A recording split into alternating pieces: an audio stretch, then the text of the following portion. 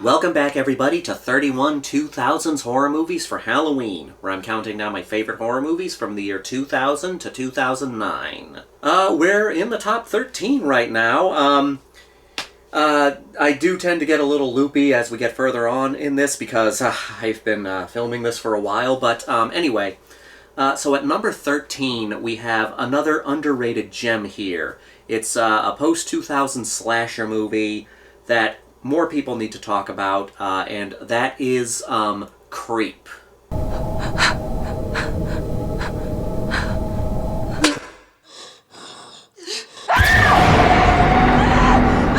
Not to be confused with the 2014 Creep, which I was not a fan of. This is a slasher movie, and it's a very good slasher movie.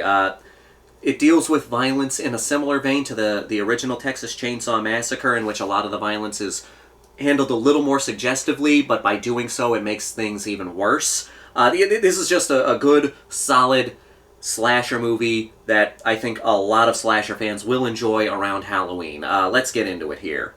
So we have this woman, Kate, who is on her way to another party after spending time at a previous party where she has gotten a bit drunk. She's looking to take the subway. She ends up passing out due to her inebriation, and she wakes up and the entire subway station is empty, and she's trying to find a way out.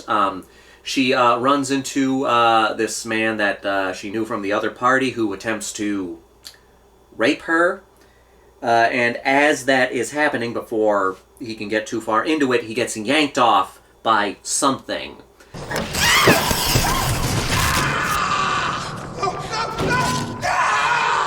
She ends up going to the aid of a couple homeless people, and they're looking to help her out. And as they're looking to help her out, they learn that she is being stalked by this mutated man that's just chasing her throughout the subway station and the subway tunnels. And that's about it. It's a very simple horror movie. It's a slasher movie that's taking place in this subway station. Jimmy!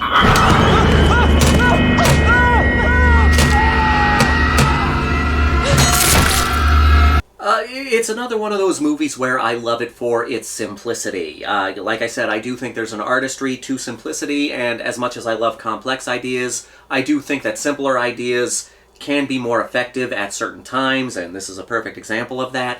The setting is great. You have moments that are in darker territories, but you also have moments that are in these brightly lit rooms, which is a great contrast. I love horror movies that aren't afraid to take place in brighter areas, like daylight horror. This isn't necessarily a daytime horror movie, but there are plenty of scary scenes that happen in brightly lit areas, and I respect when horror movies can make light just as scary as darkness.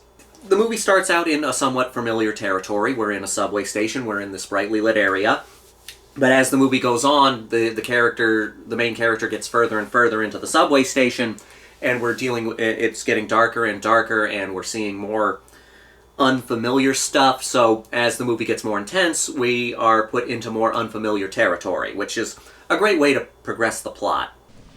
What is this place?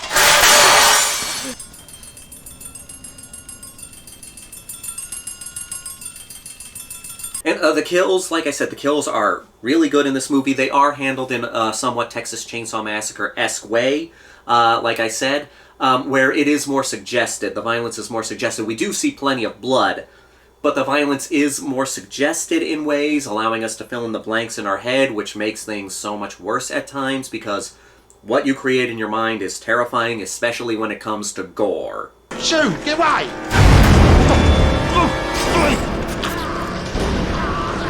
Gore in our heads can really fuck with us. I mean, because we just picture the most painful thing possible when we can't actually see what's happening. We are given an idea of what is happening, but because we can't see it, we're filling in the blanks with our minds, which makes the gore even worse. But my favorite thing about Creep is the main killer.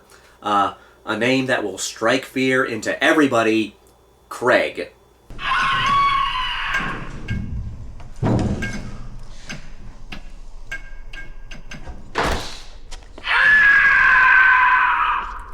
Yes, Craig is our killer. He is this inhuman-looking guy. I mean, he is human. You can tell he's human, but he is sort of mutated over time. He has a great design. Again, a simple design. A good, creepy, simple design.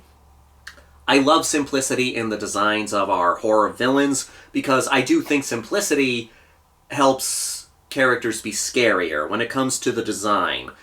When you get too complex with a character design, it can be cool instead of scary. When you simplify it, it can be more scary than cool. There are exceptions, of course. I never speak in absolutes when it comes to movies. But most of the time, I think a simpler design for a villain can make it scarier. Now, one of the things I love about Craig is it's revealed, and again, this is a minor spoiler, but I'm not giving too much away.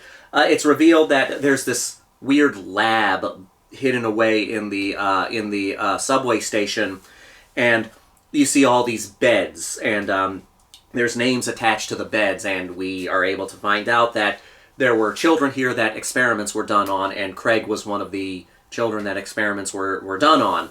And it's done through visual storytelling. There's a lot of visual storytelling in Creep, which makes it so good. Because you can see all these things happening, and you can see all these visual details, and you're able to piece together in your mind what's going on. I love when movies don't talk down to the audience. I love when they treat the audience like they're just as smart as the filmmakers, that they're smart enough to figure things out on your own. And Creep treats the audience like they're able to figure things out on their own, and because of that, it makes the movie so much scarier.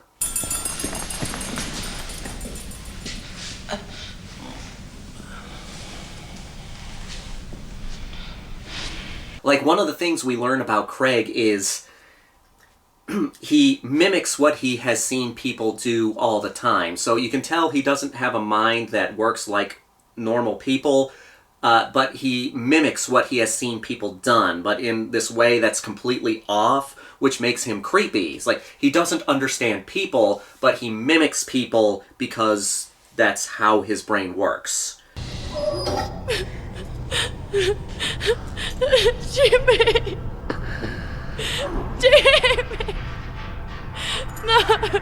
Now, the main character is an interesting character. You can kind of feel that she is sort of this upper-class, kind of snooty person. And at first, she kind of looks down on homeless people, but then as she is receiving help from homeless people, she starts identifying with them more, showing them more sympathy. So this is a character with a very good arc. She changes throughout the film, and then at the end of the movie, you can tell that she is a very different person from who she was at the beginning of the movie. So yeah, Kate, the main character, Kate, good character to follow through. You're not sure if you want to root for her at first, but as the movie goes along, you want to root for her. And then Craig comes along and is terrifying, and we want her to get the hell away from him. It's my fault!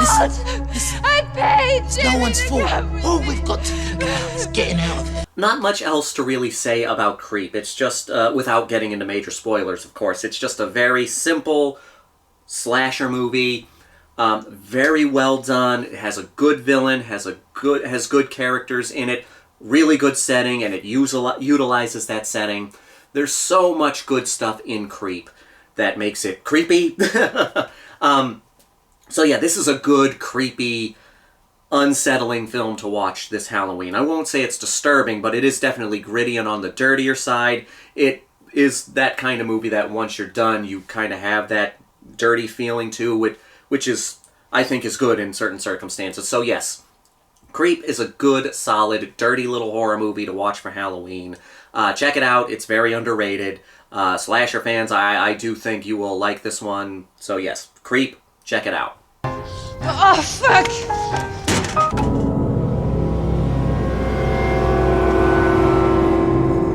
Ah!